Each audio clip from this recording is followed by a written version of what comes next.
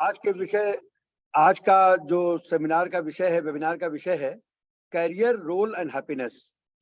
इस विषय पर आज हम लोग चर्चा करने वाले हैं और इस विषय पर चर्चा करने से पहले सबसे पहले हम आप सभी लोगों को महाशिवरात्रि की हमारी तरफ से हार्दिक शुभकामनाएं।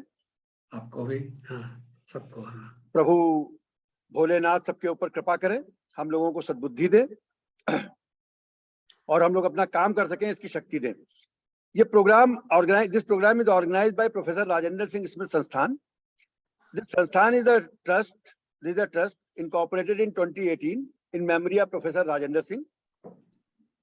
The trust is involved in the patriotic activities among youth.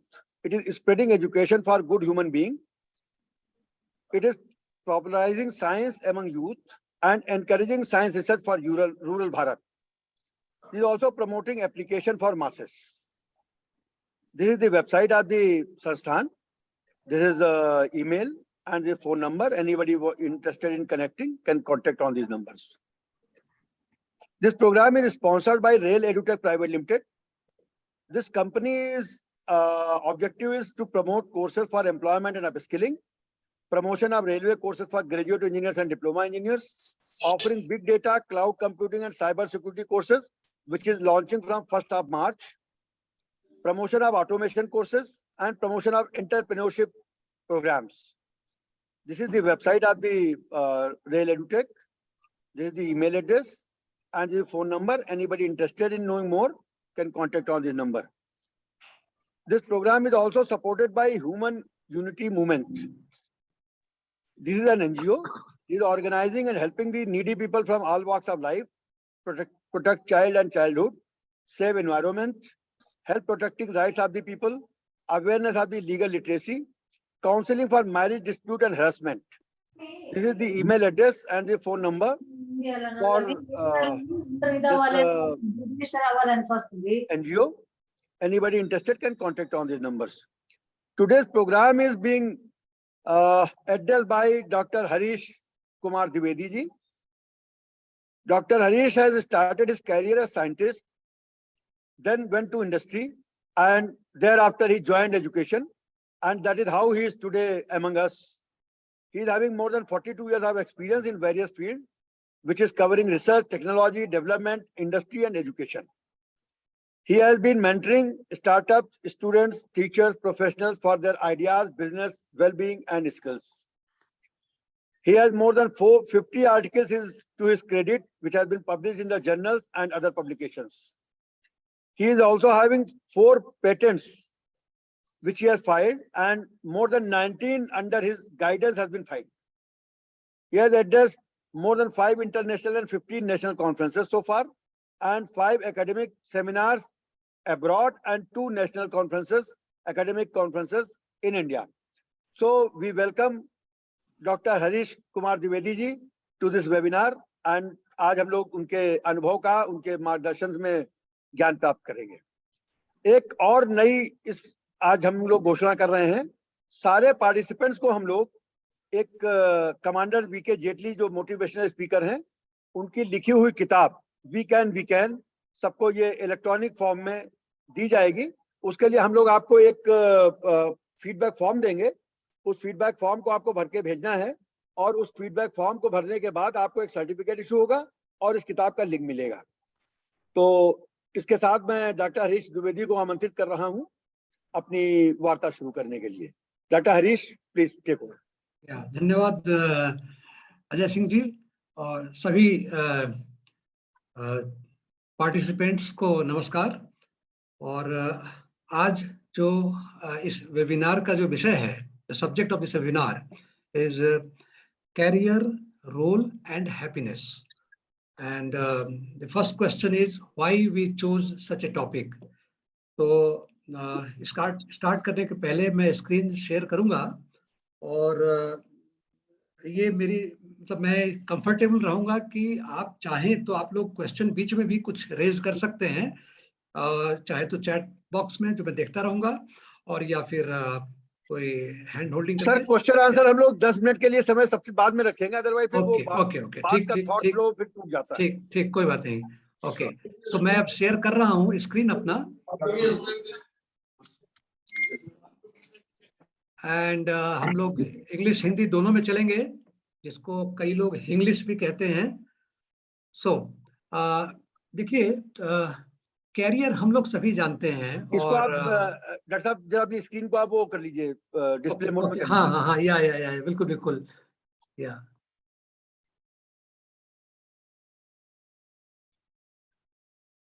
हाँ, ये हो गया। हाँ, now it's good. Yes. तो हम लोग अपने जो ये 3 शब्द हैं, कैरियर, रोल और हैप्पीनेस, इनको जानते हैं। और हमारे बीच साइकोलॉजी के जो फैकल्टी भी हैं, वो अच्छी तरह, बल्कि ज्यादा अच्छी तरह जानती हैं अपने जो शिक्षा का जो उनका पेशा है उसके कारण। लेकिन अपने अनुभव और जो हमने देखा, what we found out during our own work, whether in scientific pursuit or in industry or in education, that as a professional, uh, our happiness depends upon how strong or how comfortable we are with our profession. If we are comfortable with our profession, the happiness is more. That is what we found. So, and today's problem among the youth is more related to their concern about their career. And so we thought that let us discuss such a topic where their career and their role and ultimately the happiness, because whatever we are doing with whatever we are earning is all for happiness. So, how these things can be correlated and add value in the life of youth. And such topic is also important for parents, because nowadays when we go to colleges and schools, we find that parents have a lot of expectations. I don't know whether they have much expectations from their children, but they have much more expectations from the colleges. And that is why such a topic was chosen. Now, to discuss this topic, what we will try is we will try a root cause analysis. That means why, why. We will ask this question why again and again, so that we understand that what is the meaning of career, how career is related to our life. Similarly, how our role is related to our life and happiness also. So, ये जो root cause analysis है, this is like more like a fishbone diagram. This is a Japanese technique in which the cause and effect, you see the green arrow here, triangle, represents the effect, and the yellow triangle here represents the basic cause. And then there are stages of causes. That means one effect, one result, one presentation or one observation which you see today can have tens, hundreds of causes, but there can be one basic cause also. And this root cause analysis is similar to a tree. आप tree के ऊपर जो ऊपर देखते हैं, वहां greenery देखते हैं, that is the effect, but what you see, but the root cause, root is somewhere else, and root you cannot see. So analysis से क्या होता है कि when you understand the root, then you can solve also. It is like any medical story also. When doctor looks at your problem or disease, he does some pathological tests, and then slowly and slowly he goes to the basic cause of the disease. This is similar to that. So let us move to the second topic. And I have deliberately mentioned my phone and email so that in future, कभी कोई जरूरत हो तो one can always connect either through Ajay Singh ji or through me directly also. So I go to the second page. Now, my first point was why we chose such a topic. And what is this? The topic is career, role, and happiness. So, whatever I have seen 3 major relevant observations. Relevant means career से related मैंने 3 observations देखे हैं on present unhappiness. ऐसा नहीं कि सारे लोग unhappy हैं, but 50% of the youth at least, because I have taught in the colleges in last 10 years, industry में भी, एंड यू सी, आप लोग टीवी न्यूज या सोसाइटी में देखते होंगे, unhappiness is there. Whenever there is a conflict, that means there is some happiness, some unhappiness somewhere. तो इसको रूट कॉज वाई करके हम समझने की कोशिश करेंगे। तो पहला ऑब्जर्वेशन जो मैंने देखा है वो ये है कि अनएम्प्लॉयमेंट काफी है। एंड अगर आप लोग लगता है कि नहीं है तो है। हाँ, कुछ लोगों के लिए अनएम्प्लॉयमेंट नहीं होगा, बट मुझे लगता है कि स्टूडेंट्स परेशान हैं। वो जब बीटेक करते हैं तो या कोई भी कोर्स कर रहे हैं, ऑलवेज लुक कि सर हमको जॉब कैसे मिलेगी, तो दे ऑलवेज लुक। तो जब मैंने अनएम्प्लॉयमेंट के बारे में सोचा तो मुझे धीरे धीरे पता लगना शुरू हुआ कि अनएम्प्लॉयमेंट की प्रॉब्लम से ज्यादा अनएम्प्लॉयबिलिटी की प्रॉब्लम ज्यादा है। दैट मीन्स कि जो यूथ है वो नौकरी पाने लायक है कि नहीं। जब हम कहते हैं नौकरी पाने लायक, इसका मतलब ये हुआ कि क्या वह कोई काम सीख चुका है और वो कह सके कि हाँ ये काम मैं कर सकता हूं। ये अनएम्प्लॉयबिलिटी की प्रॉब्लम है। एम्प्लॉयबिलिटी तब हम कहेंगे जबकि किसी के पास कोई स्किल आ चुकी हो, कोई नॉलेज आ चुका हो और वह ये कह सके कि हाँ मैं ये काम कर सकता हूँ, तो हम उसे कहेंगे एम्प्लॉयबल या एम्प्लॉयबिलिटी उसकी स्टेट को।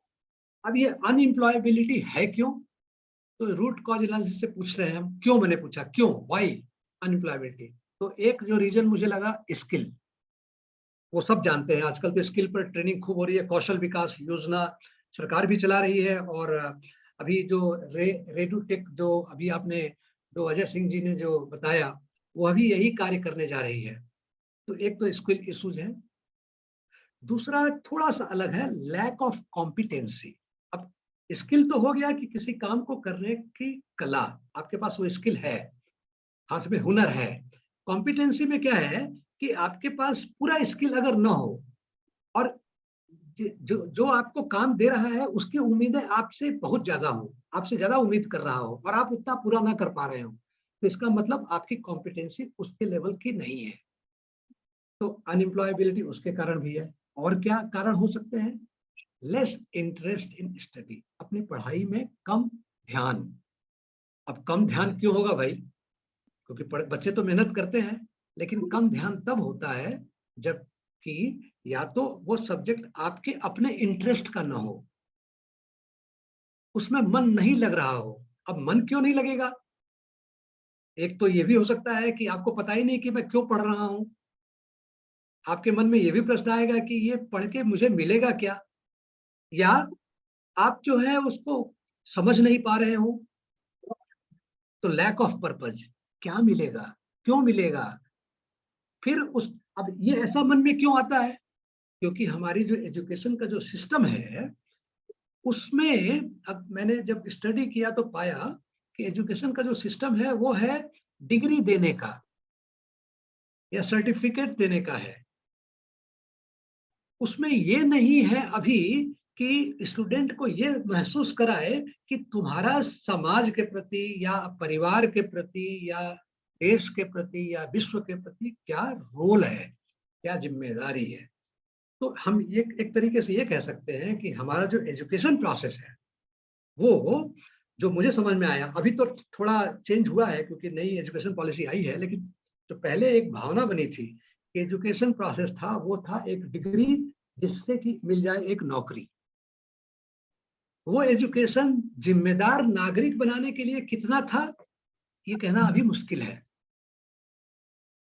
हालांकि ये जरूर है कि हमारे संस्कार ऐसे हैं कि हम अपने आप को जिम्मेदार महसूस करने लगते हैं। तो ये था पहला मेरा ऑब्जर्वेशन। दूसरा ऑब्जर्वेशन था कि बिविल्डरनेट अमंग पेरेंट्स एंड यूथ। बिविल्डरनेट का मतलब क्या है कि पता नहीं क्या करना है, मतलब माता पिता को भी और जो नई पीढ़ी है उनको भी, कि हम क्या करें, हम क्या पढ़ें कि नौकरी मिल जाए, हमारा कैरियर बन जाए। ये एक बिविल्डरनेट काफी है। पेरेंट्स में भी, और हमारे जमाने के पेरेंट्स में नहीं, मतलब जो हमारे पेरेंट्स थे उनमें बिविल्डरनेट कम था, वो तो बल्कि छोड़ ही देते कि भैया तुम पढ़ लो कुछ भी। तो आज के जो पेरेंट्स हैं या जो पिछले 20 साल से जो पेरेंट्स हैं, उनके अंदर ज्यादा है ये। वो क्यों है ऐसा? उनके मन में घबराहट या ऊहापोह क्यों है? एक तो सोशल प्रेशर कि उनका बच्चा, उनकी बच्ची, वो समाज में वो इंजीनियर बन गया, वो कलेक्टर बन गया, वो ये बन गया, वो ये बन गया। Social pressure. तो सोशल प्रेशर के कारण वो चाहते हैं कि मेरा भी बच्चा, मेरे घर में टीवी जैसे होता है समाज में, तो आजकल यही होता है ना समाज में कि उनके घर कार आई तो मेरे घर कार आए, तो उनके बच्चे को ये नौकरी लगी तो मेरे बच्चे को ये नौकरी मिले। ये जो सोशल प्रेशर है, ये आदमी को अपने लिए जीने नहीं देता, वो समाज के लिए जीने लगता है। मतलब समाज के लिए जीने का मतलब ये नहीं कि समाज का भला कर रहा है, समाज के लिए जीने का मतलब ये हुआ कि समाज से प्रभावित होकर जी रहा है। तो ये पहला कारण है। दूसरा क्या है? दूसरा है रीजन फॉल्स एक्सपेक्टेशंस। अब देखिए, मुझे याद है कि जब मैं यूनिवर्सिटी में पढ़ाता था, तो जो पेरेंट्स आते थे एडमिशन के लिए, तो वो पूछते थे कितने का प्लेसमेंट होगा, प्लेसमेंट कितने का होगा, अब कितने का पैकेज। तो मैं चूंकि इंडस्ट्री से आया था, तो मैं इन शब्दों को ज्यादा नहीं जानता था, तो मैंने कह दिया कि भाई कि आप एडमिशन कराने आए हैं कुछ पढ़वाने के लिए या प्लेसमेंट के लिए। ये कहते ही मेरे जो वाइस चांसलर थे जिस यूनिवर्सिटी में पढ़ाता था, उन्होंने कहा कि विधि जी आप इंडस्ट्री से आए हैं, आपको पता नहीं, यहाँ तो हर पेरेंट्स पूछता है कितने का पैकेज मिलेगा और पैकेज आपके प्लेसमेंट की गारंटी कितनी है। तब मुझे लगा कि ये बहुत बड़ी एक समस्या हो रही है कि पेरेंट्स जो हैं वो प्लेसमेंट, नॉलेज के पहले प्लेसमेंट की बात कर रहे हैं, और ये इसको कहते हैं हम फॉल्स एक्सपेक्टेशंस। फिर तीसरा कारण क्या दिखा? Misunderstanding about career and success. एक जो धारणा है लोगों में कि ये कैरियर किसे कहते हैं, वो धारणा काफी बदल गई है। और मैं ये गारंटी के साथ कहता हूं, बल्कि मैं आगे डिस्कस भी करूंगा कि कई परिभाषाएं, जैसे आजकल आप लोग सुनते भी होंगे, जाति वर्ण में जो राजनीति है उस पर परिभाषाएं बदली है, इसलिए कंफ्यूजन ज्यादा हुआ है, या इसी तरह से कई और भी चीजें।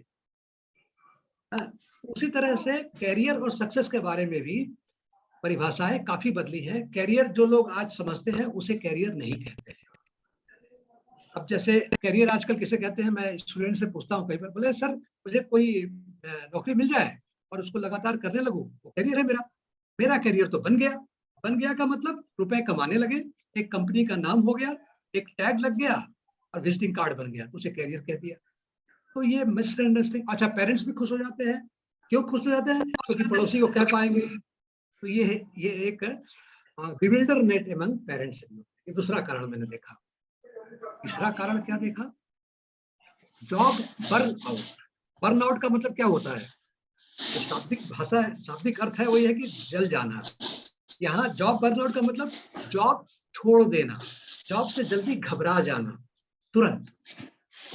2 महीने जॉब किया, 6 महीने जॉब किया, उसके बाद या तो निकाल दिए गए या खुद ही निकल के आ गए। किसी का माइक खुला हुआ है।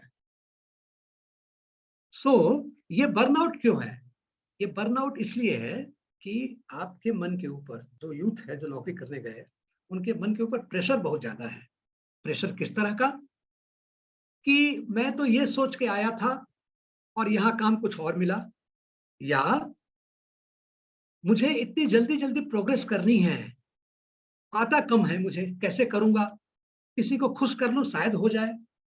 तो ये जो प्रेशर है मन के ऊपर, वो उनको फ्री नहीं रहने देता। ये पहला कारण। तो फिर जरा ध्यान से सोचा कि क्यों ऐसा प्रेशर है, वाई वाई वाई। ये मैंने बार पहले ही कह दिया है, हर बात पे प्रश्न पूछे तो आंसर थोड़ा थोड़ा मिलेगा। तो इसका आंसर ये दिखा, सुटेबिलिटी। जो ऊपर मैंने कॉम्पिटेंसी कहा था कि आप उस नौकरी के कितने लायक थे, कितने सुटेबल थे, कितना मैच कर रहे थे आप। आपने सोचा था नौकरी में ये करना पड़ेगा, इंटरव्यू बाई चांस अच्छा हो गया, आपको लगा कि बस मेरे तो बारे न्यारे हो गए, लेकिन बाद में पता चला कि नहीं, सुटेबल नहीं थे। तो सुटेबिलिटी।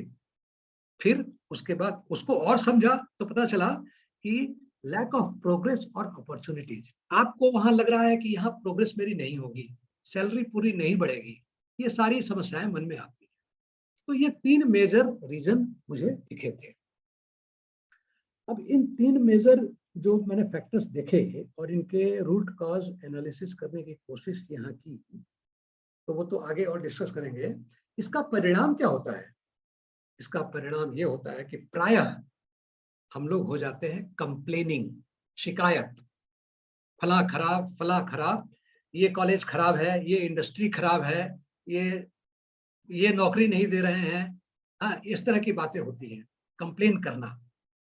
दूसरा फ्रस्ट्रेशन, फ्रस्ट्रेशन क्योंकि मिल नहीं रही है नौकरी, तो फ्रस्ट्रेशन। तो फिर और खराब कहेंगे अनवेल एम्बियंस, वातावरण जो है वह अस्वस्थ होना। मैंने सुबह एम्बियंस की जगह लिखा था अनवेल माइंड, बॉडी, सोसाइटी। फिर मैंने चूंकि लाइन बड़ी हो रही थी तो मैंने उसको अनवेल एम्बियंस कह दिया कि आसपास का जो वातावरण है वो अस्वस्थ होने लगता है। घर में कलह भी इसका एक कारण, घर में कलह भी इसका एक परिणाम, वो भी एक परिणाम हो जाता है। समाज में कलह वो देख ही रहे हैं आप। तो ये सब इसलिए हो रहा है, हम लोग कंप्लेनिंग हो गए हैं, हम लोग कंप्लेंट करते हैं। हमारे अंदर खुद अंदर झांकने की प्रवृत्ति कम हो गई है। ये गीता सिंह जी ज्यादा जानती हैं इसके बारे में, अंदर झांकना। तो ये जो सारा मैंने जो रूट कॉज एनालिसिस जो समझा था उसमें एक ही लगा, अंदर झांको, बाहर अपने आप जो है दिखने लगेगा। खैर, हम लोग नेक्स्ट स्लाइड पे जाएंगे अब। हाँ, तो पहले तो मैंने सोचा कि भाई, जैसे मैंने पहले कहा था ना कि कई शब्दों की परिभाषाएं बदल गई हैं पिछले 20-25 साल में। तो परिभाषाओं को फिर से देखा जाए, हाँ, और फिर देखने के बाद देखें कि हम गलती कर रहे हैं या परिभाषाएं जो थी वो गलत थी। तो चले देखें। तो हमारे देखिए 3 कीवर्ड्स थे टॉपिक में, कैरियर, रोल एंड हैप्पीनेस। तो पहले कैरियर को देखते हैं।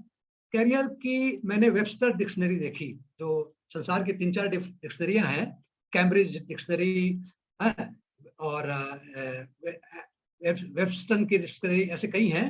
तो कैरियर की मीनिंग उसमें दिखाया, general course of action through life और a phase of life in some profession. इसको ध्यान से अगर आप देखें, आप लोग शब्दों को, जनरल कोर्स ऑफ एक्शन, आप कोई भी काम करें अपने जीवन में या जीवन के एक बड़े हिस्से में, फेज ऑफ लाइफ, जैसे मुझे 100 साल जीना है तो 25 साल से लेकर के अगर 50 साल तक जो काम किया वो मेरा एक फेज है। 2 महीने 4 महीने के लिए नहीं, या 1 साल 2 साल के लिए नहीं, लंबे फेज के, जिसमें मेरा एक जीवन का एक बड़ा हिस्सा गुजर गया, वैसे फेज के लिए जिसे हम काम, जो काम हम करते हैं किसी भी प्रोफेशन में, उसे हम कैरियर कहते हैं। अब कैसे ही इसको पढ़ा तो फिर मैंने स्टूडेंट से कहा कि भाई तुमने जो प्लेसमेंट मिल गया तो वो क्या कैरियर हो गया क्या? तो स्टूडेंट ने कहा कि नहीं सर, अब वो कैरियर नहीं है, वो तो केवल प्लेसमेंट है। That's very good. ये पहली मेरी शर्त थी, मैं अपने स्टूडेंट से बात करता था कि प्लेसमेंट मिलने को कैरियर मत मानो, नौकरी मिलने को कैरियर मत मानो, वो तो केवल एक कमाने का एक जरिया हुआ, क्योंकि वो भी जरूरी है, लेकिन वो कैरियर नहीं है। तो फिर कैरियर क्या है वो हम आगे डिस्कस करेंगे, लेकिन एक चीज समझ में आ गया कि नौकरी को कैरियर मत मानिए। अब आगे देखो, उसको कैरियर को मैंने 2 भागों में बांटा है। एम्प्लॉयमेंट, जिसके लिए आज सब परेशान हैं, एम्प्लॉयमेंट नहीं मिल रही है। वर्क फॉर समवन एल्स, इसकी ये डिफिनेशन है डिक्शनरी में, अच्छी डिक्शनरी में। वर्क फॉर समवन एल्स, किसी और के लिए काम करो। जैसे घर में हमारे काम करने वाली आती है, हम लोग तो थोड़े बुजुर्ग हो गए हैं तो काम करने वाले की जरूरत पड़ती है, वो हमारे लिए काम करती है, तो वो एम्प्लॉय है और ये उसका एम्प्लॉयमेंट है। And you are paid for a period, एक समय के लिए या उस काम के लिए। एक समय मतलब महीने महीने तनख्वाह मिले, तो जैसे मान लीजिए कोई टीचर है, यहाँ टीचर भी है, मैं खुद भी टीचर रहा हूँ। हम टीचर हैं, मतलब हम एम्प्लॉई हैं, क्योंकि हमको उस काम, किसी के लिए काम कर रहे हैं, किसी यूनिवर्सिटी के लिए हमें पैसा मिल रहा है। लेकिन अगर हम अपने टीचिंग को एंजॉय कर रहे हैं, अगर हम अपने टीचिंग को एक फेज ऑफ लाइफ तक चला रहे हैं, तो वो मेरा कैरियर बन गया। नहीं तो 2 महीने बाद या 2 साल बाद टीचिंग छोड़ के मार्केटिंग की जॉब पकड़ ली, तो फिर टीचिंग मेरा कैरियर नहीं था। आई होप कि जो हमारे यंग लोग हैं उनको ये चीज क्लियर हो रही होगी।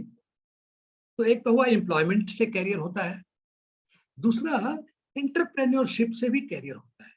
आजकल स्टार्टअप्स का जमाना है, आप लोग खूब सुनते होंगे। वर्क फॉर ओन वेंचर, अपने लिए काम करना, अपना बिजनेस बनाना और लीडर बनना। लीडर का मतलब पॉलिटिकल लीडर नहीं, हाँ, हालांकि उसे भी लीडर कहेंगे। यहाँ लीडर का मतलब है किसी भी काम में सर्वोत्तम होना। सर्वोत्तम आप कब होते हैं? जब आप काम को अपना समझने लगते हैं। अब ये डिफिनेशन को थोड़ा ट्रिक है, इस डिफिनेशन को थोड़ा ध्यान से समझना। अभी मैंने उदाहरण दिया कि कोई टीचर है, वो एम्प्लॉय तो है किसी यूनिवर्सिटी का, क्योंकि उनके लिए पढ़ा रहा है और सैलरी पा रहा है। लेकिन जैसे ही वो टीचर उस काम को अपना लेता है, उसमें मन लगाने लगता है, उसके साथ जीने लगता है, उसको उसके स्टूडेंट्स बच्चे की तरह लगने लगते हैं। जब ऐसा होने लगता है, तो वो स्टूडेंट्स भी उस टीचर को एम्प्लॉय नहीं मानते, उस टीचर को माँ बाप की तरह मानते हैं। तो जब ये संबंध स्थापित हो जाता है, तो वो टीचर फिर एम्प्लॉय नहीं है, वो टीचर कैरियरिस्ट हो गया, वो एंटरप्रेन्योर हो गया। खाली उसका बिजनेस नहीं कर रहा है, बट उसने सारे काम को अपना लिया। और ये हर प्रोफेशन में होता है। तो मेरा कहने का क्या मतलब हुआ कि अगर आप किसी स्टूडेंट या यूथ को कोई नौकरी अगर मिल गई, तो एक तो देखें कि वो पसंद आई कि नहीं आई, और पसंद नहीं भी आई तो क्या हम पसंद करना शुरू कर सकते हैं, ये भी होता है। और उसमें मन लगाएं, उसको अपने जीवन का हिस्सा बना लें, और उसमें 5 साल गुजार लिया, तो आपको पता लगेगा कि अरे आप तो एंजॉय कर रहे हैं उस काम को। तो ये एक कैरियर, एम्प्लॉयमेंट और एंटरप्रेन्योरशिप का रिलेशन है। अब नीचे मैं इसके उदाहरण दे रहा हूं कि कैरियर 2 तरह का हो गया। एक तो कैरियर वाला कैरियर, जो ऊपर मैंने डिस्कस किया, सेटल्ड। अभी क्या हुआ, कुछ दिन पहले मुझे एक स्टूडेंट ने कहा कि भाई सर मैं अभी अनसेटल्ड हूँ। मैंने कहा भाई तुम कैसे अनसेटल्ड हो, जरा बताओ। तो सर मेरा अभी कैरियर डिसाइड नहीं हुआ है।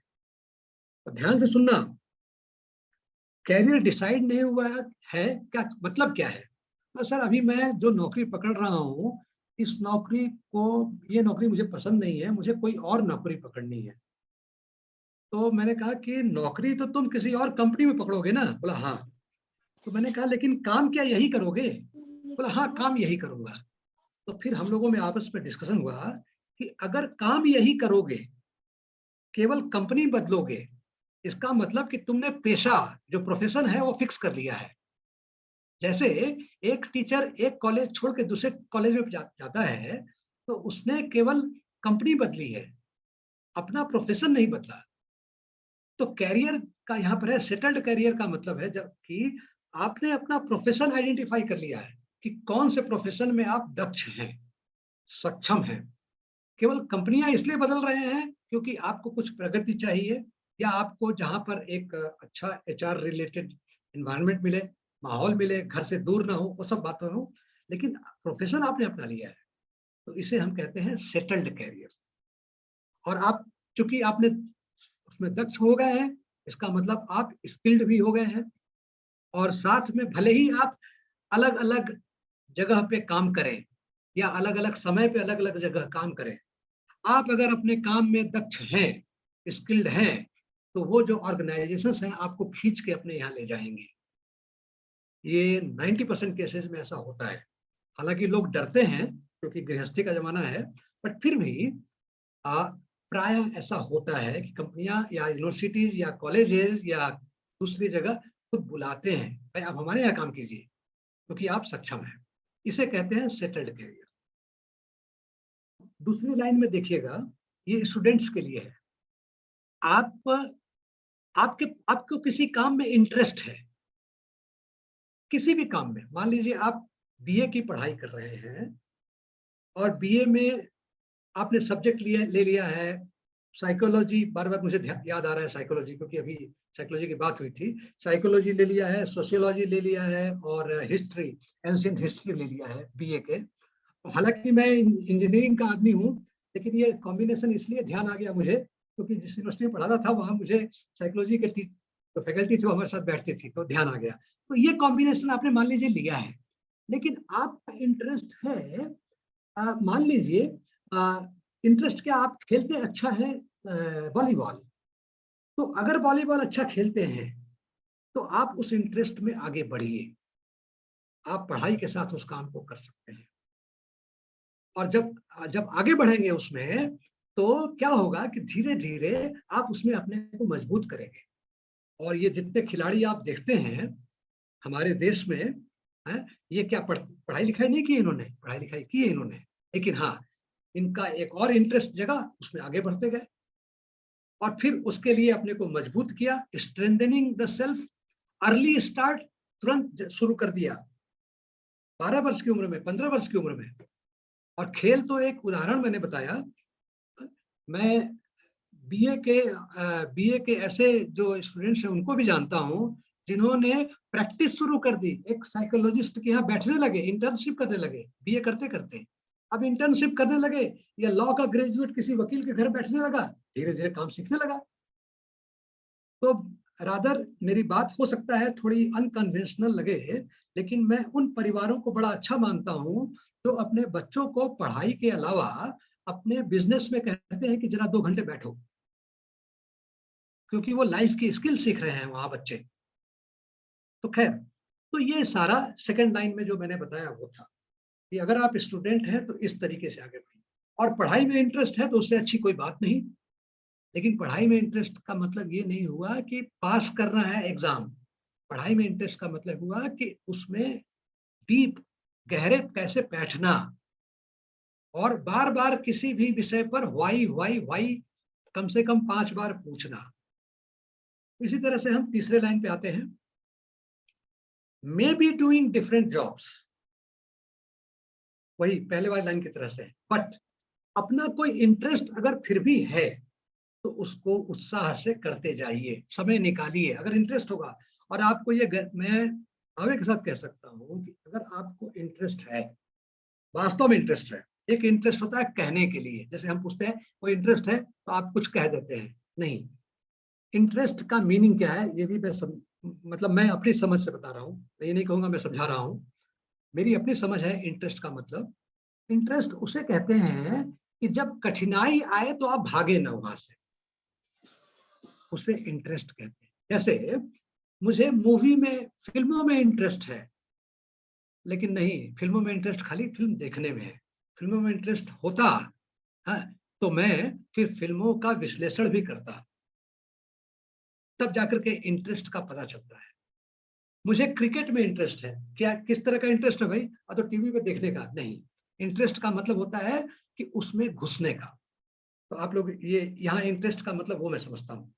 और बल्कि कई स्टूडेंट्स मेरे से बात करते हैं मुझसे कि सर मुझे कंप्यूटर साइंस लेना है, तो मैं पहले पूछता हूँ कि अच्छा तुम्हें इंटरेस्ट है, बोले हाँ है, तो मैंने कहा तो कौन सा सॉफ्टवेयर डेवलप किया है, अब वहां सुनते ही वो हट जाते हैं कई, क्योंकि अगर इंटरेस्ट है तो आपने कुछ काम जरूर किया होगा, और या फिर देखा देखी, आपने कहा सबकी देखा देखी, yes this is my interest, no that is not interest.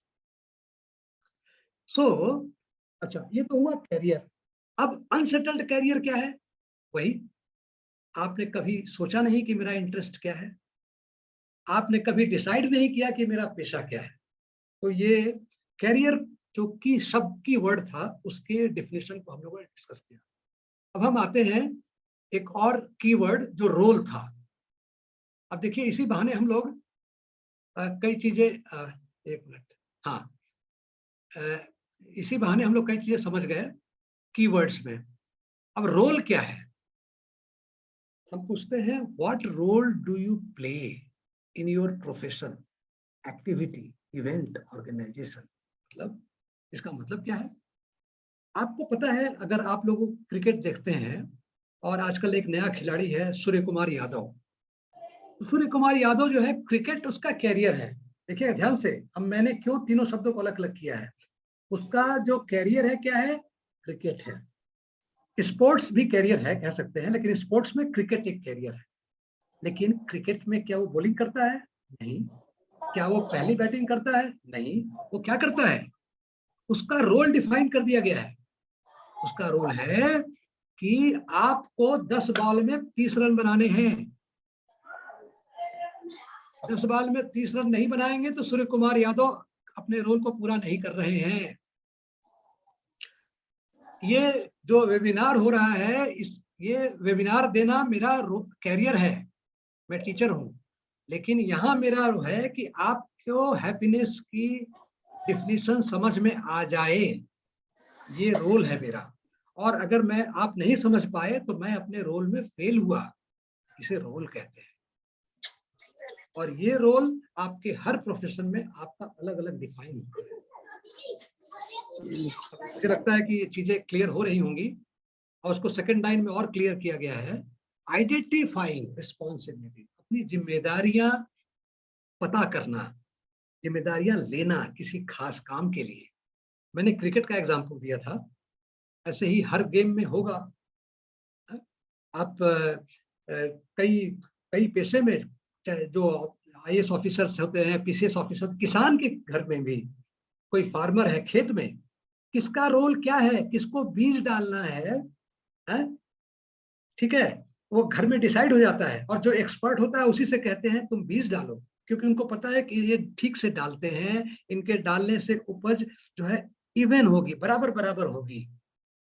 पानी डालने वाले का अनुभव जब हो जाता है तो धीरे धीरे उसकी जिम्मेदारी में जाता है, रोल हो जाता है। तो आप अपनी जिम्मेदारियां क्यों महसूस करते हैं? टू फुलफिल द ऑब्जेक्टिव, उद्देश्य पूरा हो, इसलिए आप अपनी जिम्मेदारी लेते हैं, इसलिए अपना रोल डिफाइन करते हैं। इसका उद्देश्य, जिस कंपनी के लिए काम करें या जिस देश के लिए काम करें, हम अपने देश के लिए काम करते हैं, तो मेरे देश का जो उद्देश्य है उसको पूरा करने के लिए जो मैं रिस्पॉन्सिबिलिटीज, जिम्मेदारियां लेता हूं, वही मेरा रोल है। मेरे परिवार के अंदर मेरे बच्चे भूखे न रहें, चाहे भले ही घर में अन्न न हो, लेकिन वो बच्चे भूखे न रहें, वह ठीक से रात को खा पी कर सो जाए, ये मेरी जिम्मेदारियों में है। मैं माँ हूं, ये मेरी जिम्मेदारियों में हूं। मेरे घर में अन्न नहीं है, लेकिन मेरे परिवार में धन आए, मैं घर का पिता हूं, बच्चों का पिता हूं, तो ये मेरा रोल है। ऐसे रोल डिफाइन हुए हैं और लोग करते हैं, तो ये रोल है। उस रोल के बाद क्या आता है? Working for skill development to excel in role. आपने जो रोल डिफाइन किया उसमें आगे बढ़ना है ना, उसमें मजबूती हासिल करनी है, उसके लिए अपना स्किल डेवलप करना होगा, अपने को दक्ष बनाना होगा।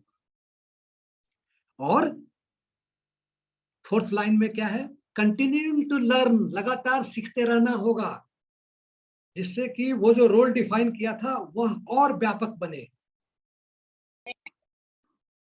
मुझे उम्मीद है कि ये चीजें क्लियर हो रही होंगी। और फाइनली, बिलोंगिंगनेस टू रोल, वो रोल अपना लो, उस रोल में जीने लगो।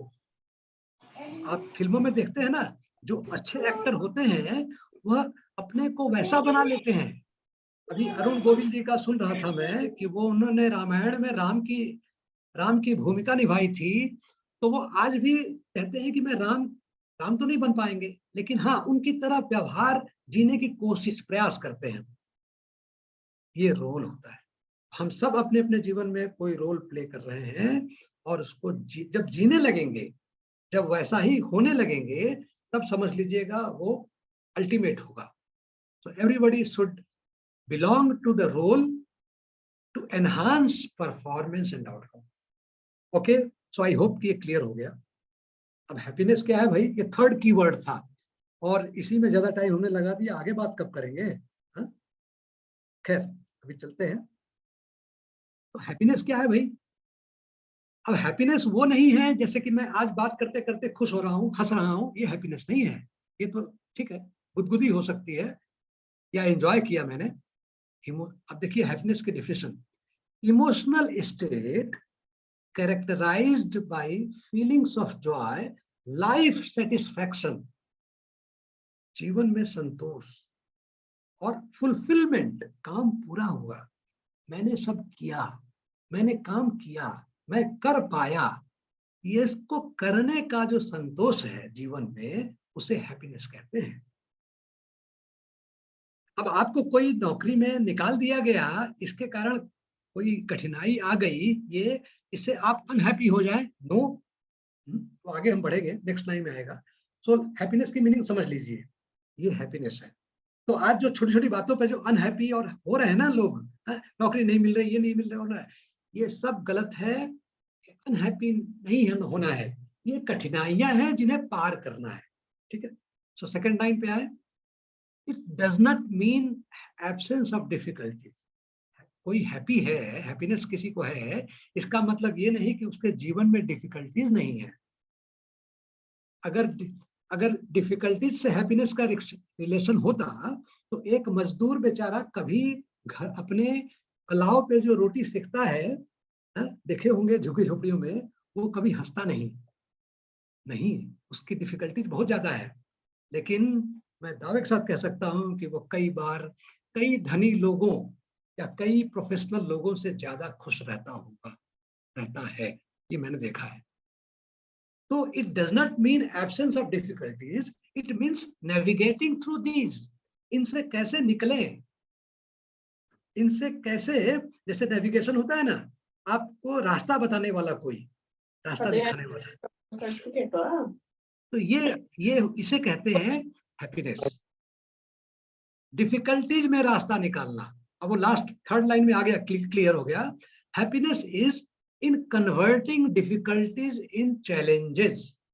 डिफिकल्टी आई, उसको चैलेंज बना दिया, और चैलेंज को मौका, अपॉर्चुनिटी, मौका बना दिया, और जब मौका बना दिया तो चौका लगा दिया। राइट, और ये सभी कर रहे हैं।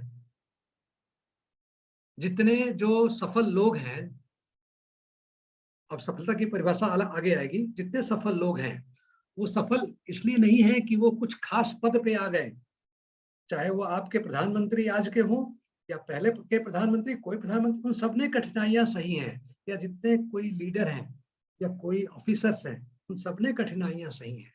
उन्होंने, किसी ने लाइट के नीचे पढ़ाई की है, किसी ने लालटेन जला के पढ़ाई की है, और किसी ने अपने दान देने के बाद जो पैसे मिले उसको फीस दे करके की पढ़ाई की है। और जब मैं ये बात कह रहा हूं, इसका मतलब मुझे मालूम है कि ऐसे लोग हैं जिनको मैं जानता हूं, जिन्होंने बिना जूते के स्कूल गए हैं, और 50 बच्चों के बीच में उन्हें शर्म महसूस हुई है, फिर भी वो पढ़ाई करके ऐसी जगह पहुंचे हैं। वो सब आज हैप्पीनेस में है। क्यों हैप्पीनेस में है? क्योंकि उन्होंने उन कठिनाइयों को चुनौती के रूप में स्वीकार किया और उस चुनौती में मौका खोजा। लास्ट हैप्पीनेस क्या है? Your role in your career, जो हम लोग आगे पीछे डिस्कस कर चुके हैं, इनेबल्स यू। जब आप अपना रोल समझ लेते हैं ना अपने कैरियर में, तो आपको वो हेल्प करता है उन कठिनाइयों से निकल के आगे बढ़ने में और उन चुनौतियों को जीतने में। मेरा ख्याल है कि मैं क्लियर हूं, और आगे आप लोग प्रश्न पूछेंगे। मैं नेक्स्ट स्लाइड पे जाता हूं। तो भैया ये हमारा था, हमने सारी की डिफिनेशंस को पार कर ली, जो की वर्ड्स थे। अब हम देखें कि ये जो हैप्पीनेस है, इसका सक्सेस से क्या रिलेशन है। क्योंकि फाइनली हम लोग कहते हैं ना कि हैप्पीनेस तो तब आती है जबकि सक्सेस हो। तो सक्सेस क्या है, और जरा ध्यान से देखिएगा। जो मैं समझता हूं, मैं नहीं जानता कि कितना सही है कितना गलत है, लेकिन मेरा जो अपना अनुभव है उसके हिसाब से मैं लिखता हूँ। इसमें से कहीं कोई चीज मैंने कहीं से पढ़ के या कॉपी पेस्ट नहीं किया है, ये मेरा अनुभव है। Happiness comes when you enjoy success in your effort. ध्यान से देखिएगा, प्रसन्नता कब आती है? जब आप अपने प्रयासों में सफल होते हैं। प्रयासों में, जैसे मैं किसी यूनिवर्सिटी में वाइस चांसलर बन गया हूं, तो वाइस चांसलर से खुशी नहीं मिलती। खुशी मिलती है जो वाइस चांसलर का जो पेशा था, पेशा क्या था? पढ़ाना, एकेडमिक्स। एकेडमिक्स में जो प्रयास करते गया और रोज रोज जो खुशी मिलती रही, कोई स्टूडेंट सफल हो गया, किसी स्टूडेंट को मेरे सब्जेक्ट समझ में आ गए, कोई कोई एक ग्रुप ऑफ स्टूडेंट्स था जिन्होंने मुझे याद किया, वो सब मेरे प्रयासों से था। उस प्रयासों में सफलता जो मिली उसके कारण मुझे हैप्पीनेस मिली। तो प्रयास किस लिए होते हैं? To fulfil the objectives. Second line में है, success is in fulfilling the objectives through effort. प्रयासों के द्वारा या करने के द्वारा जब उद्देश्यों को पूरा करते हैं तब उसे सक्सेस कहते हैं। आपको ध्यान होगा महाभारत की कहानी में जब द्रोणाचार्य एक चिड़िया को मारने के लिए अर्जुन से या दूसरे लोगों से पूछते थे कि क्या दिख रहा है, चिड़िया की आंख को मारना था, क्या दिख रहा है? सब कुछ कुछ कह रहे थे। अर्जुन कह रहे थे कि मुझे चिड़िया की आंख दिख रही है। आंख जो दिख रही है वो था उद्देश्य कि उस आंख में मारना है, ठीक है, फुलफिल, और उसको निशाना लगाना है। वो अगर वो निशाना आंख दिख रही है, ठीक, इसका मतलब आपका प्रयास सही दिशा में जा रहा है, तो फल तो अपने आप अच्छा होगा, या चांस से उम्मीद है कि फल अच्छा होगा। लेकिन आपका ध्यान फल की तरफ नहीं है, आपका ध्यान अपने प्रयासों की तरफ। प्रयास क्या था? उसकी आंख की तरफ निशाना साधना। So success is in fulfilling objectives through effort and doing. And position, जो मैंने अभी वाइस चांसलर का नाम लिया, अवार्ड जो ये मिलते हैं, अवार्ड, रिकॉग्निशन, पहचान जो मिलते हैं आजकल, ये नहीं है सक्सेस, ये सक्सेस का आउटकम है। आउटकम का मतलब सक्सेस का परिणाम है। सक्सेस तो मिल चुका आपके प्रयासों से, ये परिणाम है केवल। और वैसे भी बता दूं मैं कि ये जो रिकॉग्निशन है ना, ये आउटकम, ये कोई और देता है। जैसे मुझे पोजीशन तो कोई कंपनी देगी, कोई यूनिवर्सिटी देगी, तो मैं उसके भरोसे रहूंगा? नहीं, मैं तो केवल अपने प्रयास के भरोसे रहूंगा। तो ये थर्ड लाइन में आ गया कि doing is in your jurisdiction. करना जो है वो आपके हाथ में है, आउटकम आपके हाथ में नहीं है। और हमारे प्रधानमंत्री एकदम फिर से वही उदाहरण हो गए। ये जब अपने एक गरीब परिवार में थे और उसके बाद जो इन्होंने चढ़ाई चढ़ी 70 साल तक या 60 साल तक, वो इनका डूइंग था।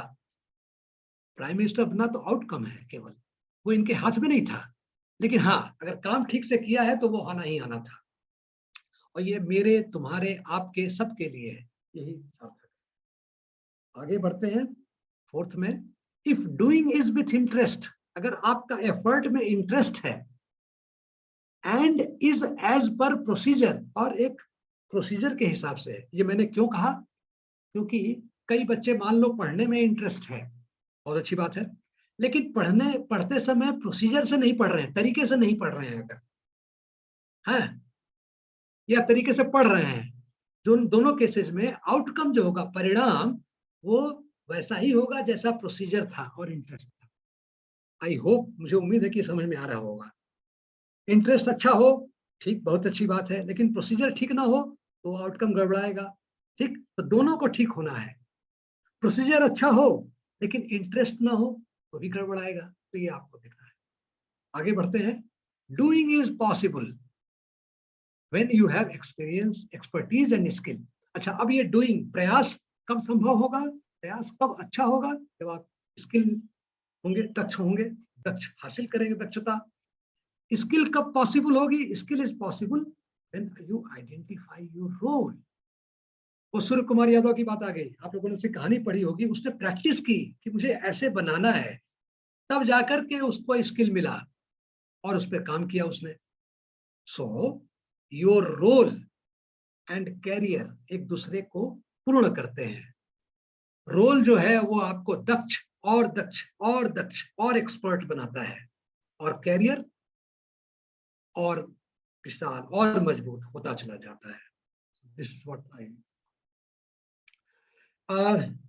अजय सिंह जी, ये 7:07 हो रहा है, हालांकि 2-3 स्लाइड है, मैं कर सकता हूँ। अपने पास 7:30 तक का टाइम है। अच्छा, वेरी गुड, अच्छा सर, मैं करता हूँ। हाँ, तो देखिए भाई, ये जो मैंने अभी जो की डिफिनेशंस डिस्कस किया, इसको मैंने एक कुछ कुछ प्रश्नों में बदल दिया है। ये वैसे हर जहां भी मैं जाता हूँ किसी इंस्टीट्यूशन में, या बल्कि जहां लोग नौकरी करते हैं, वहां भी यही चीज पूछता हूँ मैं, और यही मैं यहाँ भी डाल दिया है। इसको मैं जल्दी जल्दी करूंगा। पहला मैं प्रश्न पूछता हूँ, आप क्या बनना चाहते हैं या क्या करना चाहते हैं? ये जब मैंने पहली बार इंडस्ट्री से किसी यूनिवर्सिटी में पढ़ाना शुरू किया, तो पहले दिन मैंने यही पूछा था। तो कुछ स्टूडेंट्स ने कहा कि हम ये बनना चाहते हैं, कुछ ने कहा हम क्या करना चाहते हैं, और फिर मैंने दोनों का अंतर समझाया। पेरेंट्स कहते हैं मैं अपने बच्चे को पायलट बनाना चाहता हूं। तो मैं उन पेरेंट्स को कहता हूं नहीं, एक तो आप मत चाहिए, आपको नहीं चाहना है, बच्चे को चाहना है, दैट इज नंबर 1। सेकंड, बनना नहीं चाहना है, करना चाहना है। बनना का मतलब होता है पोजीशन, करने का मतलब होता है प्रयास, और करना आपके हाथ में है। बनना मतलब जब तक कोई बनाएगा नहीं, बनोगे नहीं। तो वो जब जो किसी और के हाथ में है, वो कैसे आप कर लोगे? आप हमेशा अगर कोई इंजीनियरिंग पढ़ रहा है, तो वो ये ना सोचे कि मैं इंजीनियर बनूंगा। इंजीनियर बनोगे, डिग्री मिल जाएगी, लेकिन इंजीनियरिंग करने की सोचो, डिजाइन कैसे करते हैं वो सोचो। अगर आप साइकोलॉजी पढ़ रहे हैं, तो आप मनोविज्ञान समझने की कोशिश कीजिए। मनोवैज्ञानिक बनने की कोशिश मत कीजिए, वो तो आप बनेंगे ही अगर आप मनोविज्ञान का विश्लेषण, मनोविज्ञान समझने की कोशिश करेंगे। तो ये दोनों में अंतर बहुत जरूरी है अगर आप अपने प्रयास में सक्सेसफुल होना चाहते हैं। दूसरा काम, पिछले कुछ समय से आप किस काम, खेल, कुछ पुस्तकें, या कोई सेवा, सर्विस, या कुछ अवलोकन, ऑब्जर्वेशन में मनोयोग से लगे हुए, इंटरेस्ट लगे हुए हैं। ये सबसे मैं पूछता हूँ, क्योंकि ये बताता है कि आप कुछ एक्स्ट्रा, कुछ अलग कर रहे हैं सबसे, दुनिया से। ठीक है, ये दूसरा प्रश्न होता है। तीसरा प्रश्न है मेरा, और ये प्रश्न ध्यान से देखना, ये इसमें कई बार हंसी भी होती है लोगों की, लेकिन धीरे धीरे समझ में आ जाता है। एक लाल गुलाब के फूल में आपने कितने प्रकार के रंग देखे हैं? किसी ने कहा एक, क्योंकि लाल गुलाब का फूल है, लाल पंखुड़ी है, तो एक ही तो रंग होगा। लेकिन किसी किसी बच्चे ने या किसी किसी एम्प्लॉई ने कहा 4 रंग होते हैं, किसी किसी ने 12-13 रंग बताए। और मैं, जो लोग पार्टिसिपेंट हैं उनमें से जो लोग चाहें तो कभी एक फूल की पंखुड़ी को तोड़ के ध्यान से देखेंगे, उसके जड़ से सफेद, एकदम सफेद, ऑरेंज, फिर उसमें एक और रंग जो क्या मैरून कहते हैं, वो रंग भी आएगा, येलोइश भी आएगा है, और हल्का सा वो एक ग्रीनरी लिए भी आएगा। ये कई तरह के रंग आपको ये ऐसा क्यों होता है? आप कई तरह के रंग एक ही गुलाब में, एक ही पंखुड़ी में कैसे देख पाते हैं? जब आप अवलोकन करते हैं, ऑब्जर्वेशन। ऑब्जर्वेशन का मतलब हुआ माइक्रोस्कोप की तरह देखना, ध्यान से देखना। और जब आप ध्यान से देखने लगते हैं ना, तो वो चीज आपके अंदर चले जाने लगती है। ठीक है, हाँ? कोई भी आप भक्ति भी करते हैं अगर ध्यान से करेंगे, इसलिए ध्यान कहा जाता है, ध्यान। हाँ? तो वो जब ध्यान से करने लगते हैं, अवलोकन करने लगते हैं, तो आपको मजा आने लगता है और वो चीजें समझ आने लगती हैं। चौथा पॉइंट था, किस व्यक्ति की तरह कार्य करना चाहते हैं? कोई आपके जीवन में रोल मॉडल है, और उसके विशेष काम को 2 शब्दों में लिखिए। 2 शब्द केवल मैं देता हूं, और कोई आप केवल 2 शब्द लिखोगे ना तो बाकी चीजें भूल जाएंगी, इसलिए मैं 2 शब्द कहता हूँ। कोई भी अपने जीवन में एक रोल मॉडल जरूर रखना चाहिए कि उसने जीवन में कैसे कठिनाइयां सही, चाहे कोई भी आपका रोल मॉडल हो, जरूर एक मन में रखना। और अगर वो आपके नजदीक हो तो बहुत अच्छा, क्योंकि आप उससे डिस्कस भी कर सकते हैं। उसके नीचे एक और है प्रश्न मेरा, आपके परिवार में कोई एंटरप्रेन्योर है तो उसका नाम और उससे संबंध बताएं।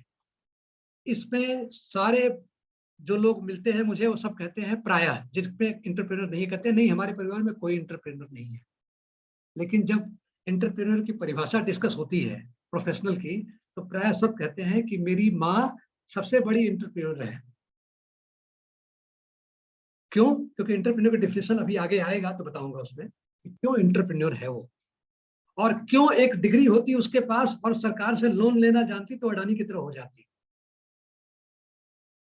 और लास्ट का है, वह कौन सा काम है जिसमें आपने कुछ अलग किया, आपको प्रसन्नता हुई, और उसका प्रभाव उसको आपको आज भी याद है। और आप लोग में से जो यंग हैं, अगर उनको याद है तो बहुत अच्छी बात।